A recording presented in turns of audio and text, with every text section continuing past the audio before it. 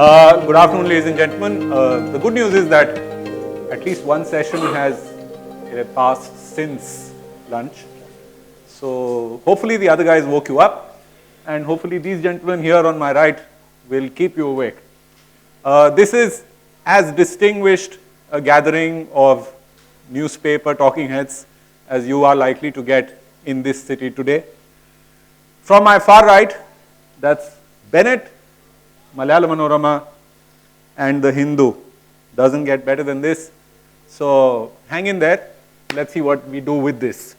My oldest friend on the panel and sort of frequent adversary is Varghese.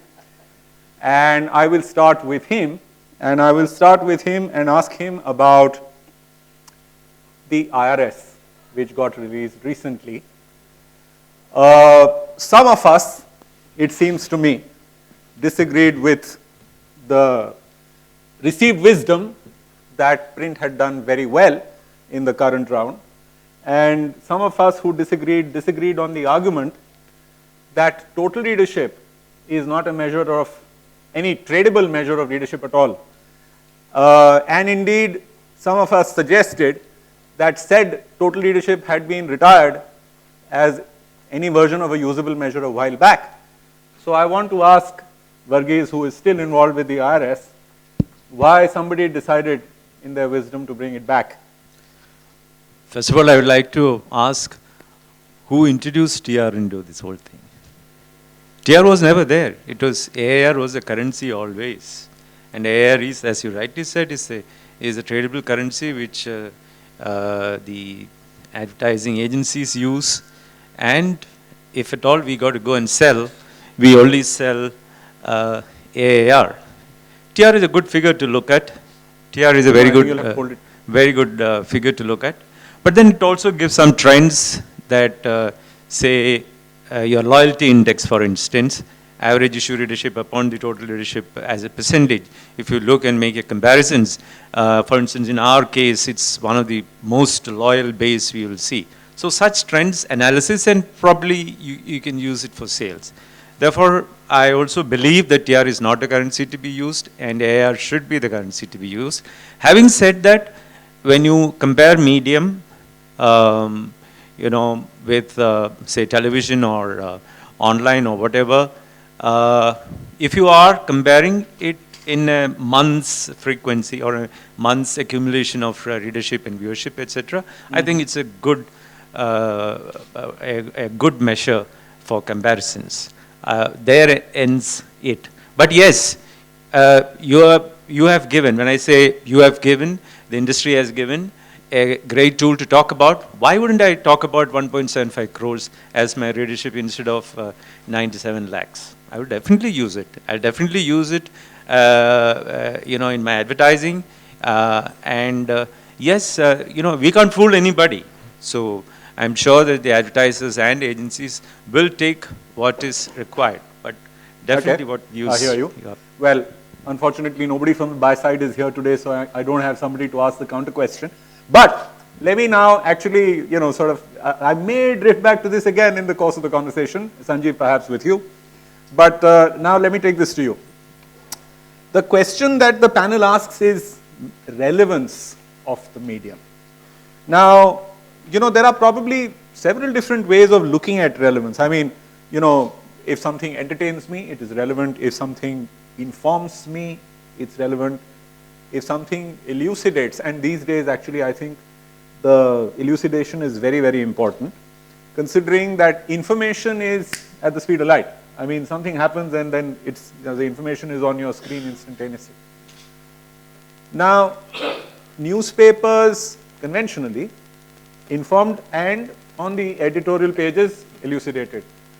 But today the information part of what you do you think that it has to take a backseat, and do you think that your task going forward in terms of relevance has shifted? And if it is, how it is shifted? Yeah, so, when you had talked about the agenda for the panel discussion, the question was, what is relevance? Absolutely. Yeah, and honestly, and this is across media, I'm not just talking about newsprint, across media, the medium is relevant if it is offering content which provokes a new thinking, a new relationship, a new way of looking at it from a perspectives point of view, opinions point of view, etc. It's always something new, whether it is news, whether it is entertainment, whether it is edutainment, whether it is reality stuff, whether it is, whatever it is. The fact is, new perspectives really create relevance for the consumer. Okay. And newspapers, now when you come to newspapers, the fact is that newspapers need to understand how to create that relevance. Newspapers are no longer in the breaking news industry. Okay. That's gone, that's digital, that's television, and so on and so forth. So once we recognize that and we assimilate that into our way of working, we realize that what we do uniquely, which actually the other mediums are not doing currently, and they will perhaps also have to do it as we go along, is that we curate the content, and we validate the content, and then we analyze the content, and that's what we publish. We have the benefit for that one night to do that, which other mediums are tripping over themselves to break the news. What we are doing is we are assimilating all of that. So curation, validation is what we really get. Let me challenge you on that a bit, because it seems to me that much the same problem that all the rest of the digital content creators have of tripping over themselves, as you rightly put it, is something which is happening in the part of your newsroom called the digital component of your newsroom. I have heard and seen at various points in time attempts made to build one unified newsroom for the newspaper. Does it actually work? I mean, if you say that one part is doing the curating and one part, for instance, is still doing the breaking news thing, can the two strands actually be somehow brought together in a manner that makes cogent sense? So, to be honest, that's something that we are actively talking about. Some newspapers have tried it and not so successfully. The fact is that even if it is one newsroom is about efficiency. It's really not about cost. It's not really about the content that's going out. That's about efficiencies, and that's about making sure that the flow of information is better. There is more interactivity. There is more understanding of what's going on to the digital, what's going to go on to the print, etc. So the coordination and the process of working is really what it's all about. It's really not about the output. Okay. No, can I also add a question apart from whatever he has to say? In terms of perception, right? The Hindu has actually, in many ways, always had the perception of being the keeper of the secrets, the oracle, the Delphic voice, right? So, in some ways, does this mean that you guys were already ahead of the curve? In many ways, yes, I think so. I would strongly think so. The reason being that, to just take a point from what he said. See, relevance is a moving target. What is relevant today is not relevant tomorrow. And that's true for every medium, that's true for our way of life, that's true for newspapers as well. So therefore, while you're right, at one stage we might be breaking news, today I think we're still in the business of breaking news, but business of breaking accurate news, right, and verified news. So that still won't go away from newspapers. And also then doing further analysis and all that. By the way, I do want to again call something out, or at least this was my reading of it, and please feel free to beat me up. There was some terribly sanctimonious advertising about how we guys really report the truth during the last print is proof. Yeah. You think that was a great idea? I believe in it actually. Quick straw poll. How many people thought that was a bit sanctimonious? Or you don't even remember the campaign? That's a little sad.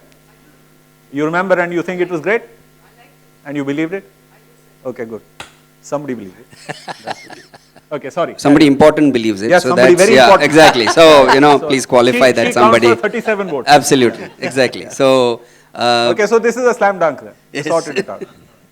Yeah, so to that extent, yes, I think we've been way ahead of the curve in everything that we've done. I mean, talking about the digital piece, we have one newsroom, the process, even our digital news, now you can call us, whatever you want, maybe like you write, like sanctimonious or whatever you want, adjective you want to add to us. The fact is, we will break the news probably 2 hours even on digital later than everybody else, right? Because we want to verify the news before we break it. So if you want news as it happens every second, please don't log on to the Hindu, right? Please log on to it after 2 hours. You'll probably get the correct perspective of what's happened. Okay. And speaking of which, there is a difference between, because now there are, 2 English newspaper people here, but there is the ultimate powerhouse of language journalism, old ancient powerhouse. Question to you, Varghese. You guys have been through some pretty tough times in Kerala in the last 1 year. And at that time, immediacy was very, very important. Reliable immediacy was important. So there's a conflict for a newspaper, particularly when you are actually serving the needs of people who are, being surrounded by water and the water is rising around them all the time. How do these two conflicting things, that you want to deliver reliable and yet you want to deliver instant, you can't wait for 2 hours because by the time the flood water will have got to you. How do you mesh these two strands? As a media house, we are into television. Can you hear him? Okay. We are into television, we are into radio, newspaper, magazines. So our touch points are pretty good. Yes. Across the state. For instance, Manorama newspaper, we come out with 165 local editions. Not that all newspaper is done, but 165 local pages are given, which actually means for 14 districts, we have a connect with almost every single point there. Okay, so as you rightly said, immediacy was very, very important, but our structure which is already existing, and again, if you really look at the floods were affected in only 2 or 3 districts primarily, and our people were there almost everywhere. And I always say that in Kerala there were only 2 kinds of people during the floods, either the flood affected people or the people who are trying to get them out of the floods. Okay, so even our own people, we were also involved in the flood relief. So there is, it was not a state secret that one had to hide from the other, but it was all right in front of your eyes. So I don't think there was a big problem in reporting immediately what was going on, and I think we did a fantastic job. I must also say that our graphic journalism is one of the best. So we in a way we also knew that the floods were happening because the rains were happening for almost 12 days before the dams were released. So the graphic reporting of ours, the graph showed, if the dam was opened up, what the consequences would be. What consequences would be, where exactly the water would flow through. And that really helped the people to, most of the people to go to, safe places. Okay, great. Yeah. Sanjeev, there's an interesting contrast between, the way that works and the way that you guys work. You are not local just in a state. You are local across how many editions all over India now? 55. This is just in English? And yes, English. What about the editions in the other languages that you represent? There are, I don't have a count of those, but there are a lot of, from Maharashtra Times. Yeah, exactly. So you've got multiple mastheads that you service. Yes. So you are local in many, many places, right? So the challenge of being able to deliver this one big national perspective and being able to also make it coherent with a local perspective is a big task for you to create a brand identity, because there is a brand identity called Times. How successful is that project in this treadmill that we live in right now? So, being actually perhaps the only national newspaper, so to speak, because of the footprint that we have, it's very clear that our primacy is on national issues. Mm-hmm. And then we must make sure that the coverage at the local level is good enough for the reader of that place to find the local connect. But it's very clear that the priority is, and wherever there is a competitive market, it is very clear that we have a stronger national perspective, while a relatively local paper would have a stronger local perspective. I think that even the consumer understands very, very clearly. And therefore, one has to play to one's strengths, and our strength is on the national perspective, and that's what we bat on, national and global. So it's very clear. So, it's a classic marketing Good. gambit. I hear. I'm going to shift gear a bit, because one of the issues arises from, shall we say, the demographics of newspaper consumption. And the demographics of newspaper consumption are these, and again, with your permission, I'll do a little straw poll in the room. I want only people below 30 to answer this question, as many of you are as in the room. How many people below 30 in the room read a newspaper at least 5 times a week? Okay, how many people below 30 in the room? Okay. So like about 2 or 3 out of that lot. How many people below 40 in the room? How many people below 40 in the room? Show your hands. Now leave your hands up if you read a newspaper at least 5 times a week. Okay, I think that answers my question. If I had asked the same question of people above 50, 100% of those hands will stay up, right? There is a demographic problem here, Suresh. Yes. How are you planning to deal with it? I think that is why the whole, digital come newspaper straddling that's been happening, because I think this was foreseen by most newspapers many years ago, because the easy availability, the low rate of, telecom rates coming down, etc., made everything more accessible, right? So therefore, this was something that everybody had foreseen, and everybody's done. I know all the newspapers sitting on this panel have really built an insurance for themselves in building their digital backend as well. Sure. If you look at somebody like Hindu, we are the only general interest English newspaper behind a paywall. Our digital paper is behind a paywall. Our e-paper is behind a paywall, right? And it's been for so many years. Who reads an e-paper anyway? 110,000 people, as far as Hindu is concerned. Okay. That's the last number as of yesterday. And how much do they pay? They pay about 700 rupees a year, average. Is that like a 7 crore revenue per annum? On the e-paper alone. Okay. Which I think, of course, it has taken us time. We were the first one to go, I think in 2013 we went. Let's just spitball this number. Revenue order of magnitude for the group in the newspaper business? What, out of 1200 crores, whatever, Okay, 7%. So, it's far, Pennies. it's small, it's pennies right now, but that's how it's What's the building momentum on for this us. number? The momentum is very good. The momentum is excellent on this number, especially in the last 1 year. In the last 1 year, it's really picked up for us. Okay. And also now our digital paper, where we allow you access to selected articles, etc., everything behind a paywall. So you'll get 1 month of, let's say, certain articles free, and then after that you start paying in the soft copy and stuff like that, which has really caught up for us, right? Okay. So everybody's been building, so have we, and we have taken it a little more seriously. We have not, quickly, because we had less subscribers paying for it, we didn't shut shop and we said we'll make it free. We've kept it that way because we believe people will pay for content. I think this is an awesome thought, and I want to actually now challenge the two of you gentlemen. And first you, Varghese.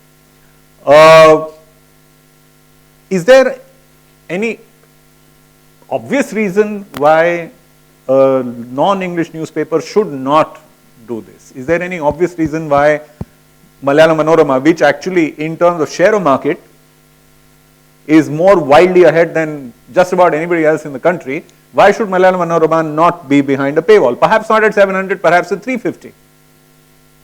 Okay.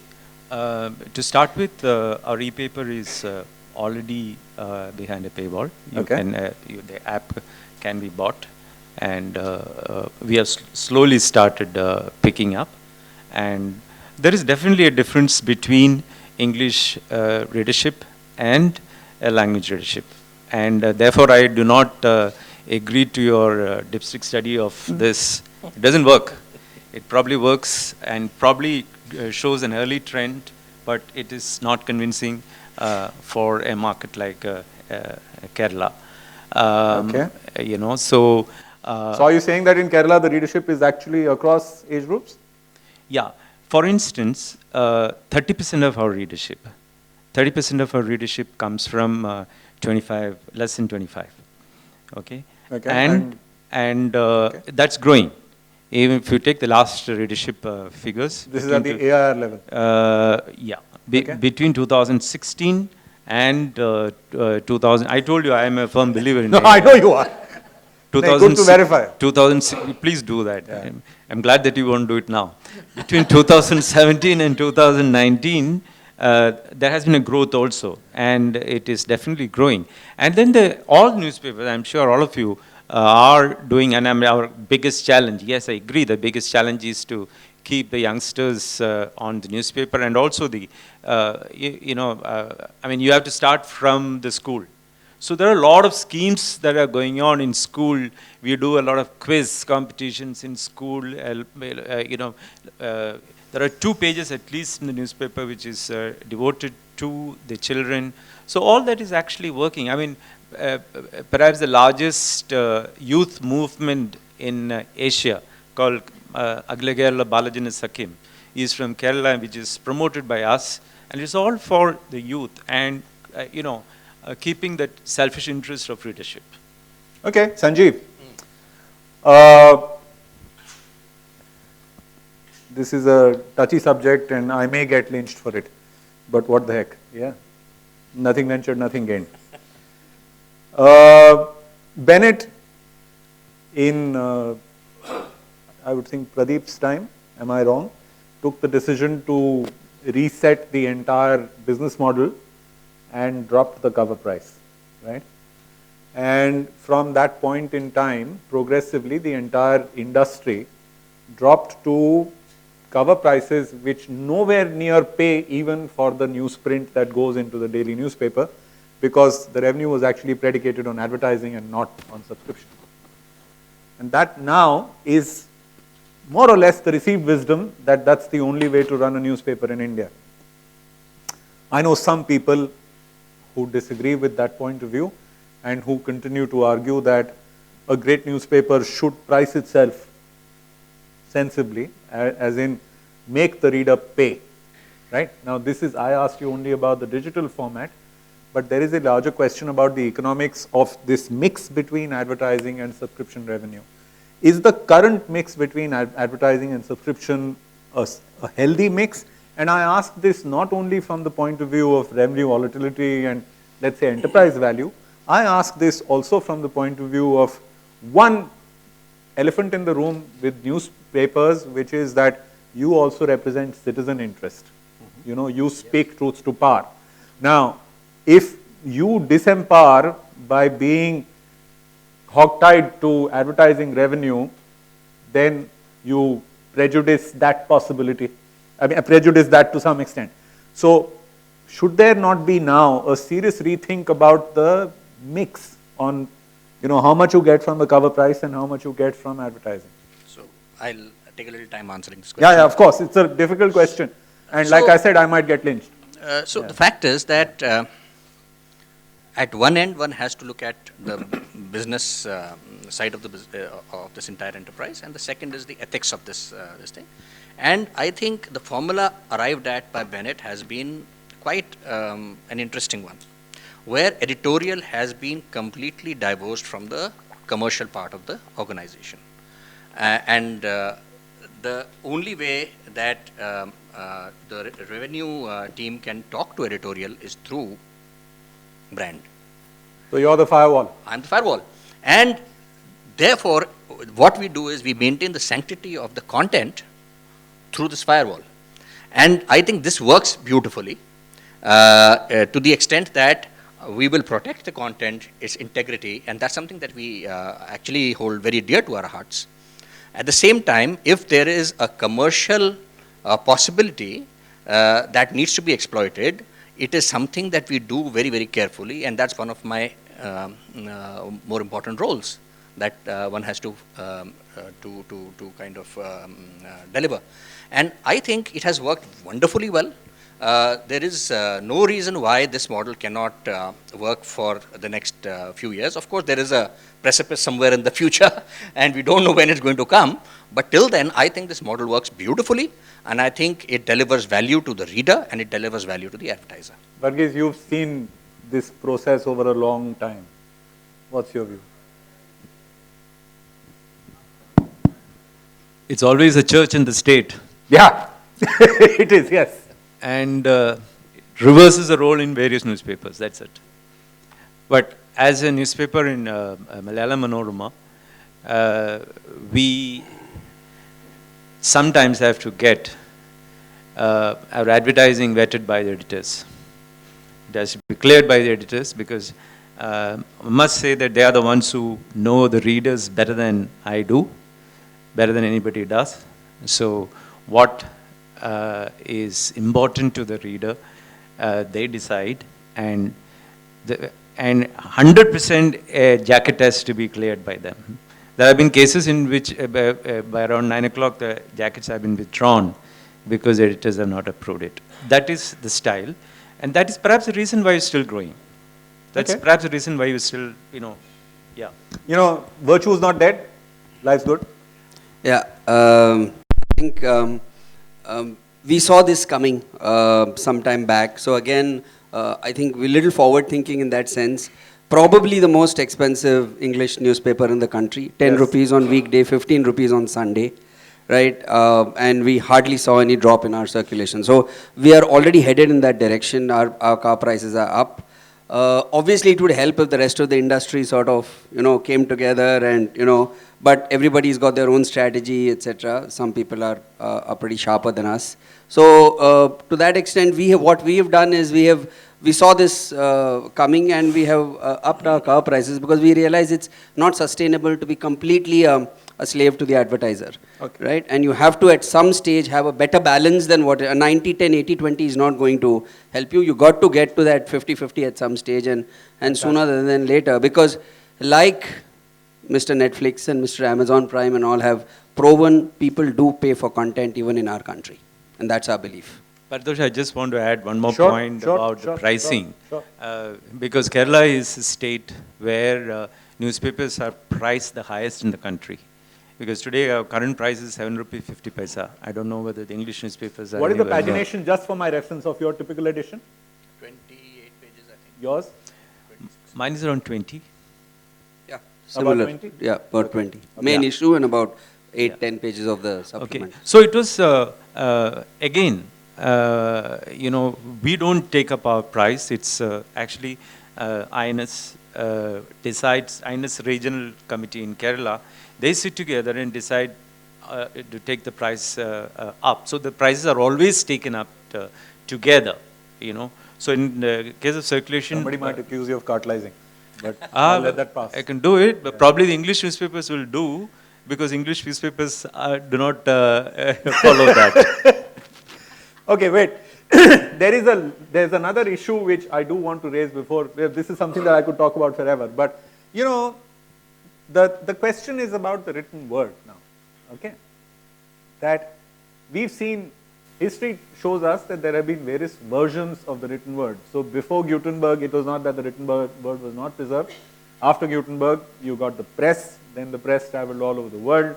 And then somewhere in the 18th century, we started getting the first news papers or advertising papers or whatever they were. And we've had more than a century and a half in this country. So the newspaper industry is not new. But paper per se, as a device of consumption, has environmental costs, and therefore there is an ecological story against it. And as the wrong straw poll in the room shows, not everybody wishes to pick up a broadsheet and read it, right? Now, print existed, the written word existed before newspaper, before paper did, on clay tablets, on papyrus or whatever, and it exists after paper will go away. How ready is the industry to conceive of the future where the paper is gone? Because the big problem with that is the paper has a definite temporal connection, which is The paper comes in the morning. That is one part of the relevance to me. All right. We will not get into the anatomical detail of what people do with the newspaper that they pick up in the morning, although I suspect you all know what I am talking about. No, you don't? Okay. Clearly he's different. But, when there is no paper, then what? And then this particular relevance that it comes in the morning is gone. So, it doesn't come in the morning. Then when does it come? Then, what is the periodicity? What is the frequency? When does the paper come? How does the newspaper survive a digital future?